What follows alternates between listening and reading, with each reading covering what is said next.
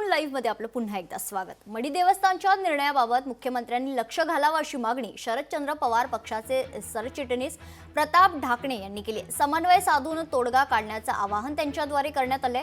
तर पाथर्डी तालुक्यातील श्री क्षेत्र मढी ग्रामस्थांनी ग्रामसभा घेऊन मढी यात्रा उत्सवामध्ये मुस्लिम व्यावसायिकांना व्यवसाय करण्यास बंदी घालण्याचा ठराव केला होता। हा ठराव पंचायत समितीचे गटविकास अधिकारी यांनी रद्द केलाय। त्यानंतर या ठिकाणी नितेश राणे यांची जाहीर सभा झाली।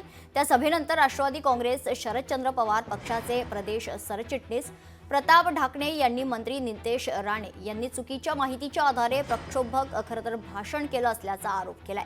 तसेच कुठेतरी कायदा सुव्यवस्थेचा प्रश्न निर्माण होऊ शकतो, यासाठी मुख्यमंत्री दोनही उपमुख्यमंत्र्यांनी यामध्ये हस्तक्षेप करून समन्वय साधून कुठला तरी तोडगा काढावा अशी मागणी राष्ट्रवादी शरदचंद्र पवार पक्षाचे सरचिटणीस प्रताप ढाकणे यांनी केली आहे। श्री क्षेत्र मढी येथील जत्रेच्या संदर्भातला वाद हा सगळ्या महाराष्ट्रात चर्चेला जातोय।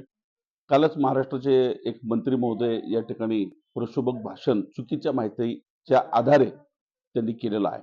याच्यातनं कुठेतरी कायदा सुव्यवस्थेचा प्रश्न उद्भवू शकतो आणि म्हणून माननीय मुख्यमंत्री असतील, माननीय उपमुख्यमंत्री असतील यांनी तातडीने ह्या गोष्टीचा हस्तक्षेप करून समन्वय साधून या विषयावरती कुठला तरी तोडगा काढणं अत्यंत आवश्यक झालेलं आहे। लोकशाही मराठी ऐका, पहा, जागरूक रहा।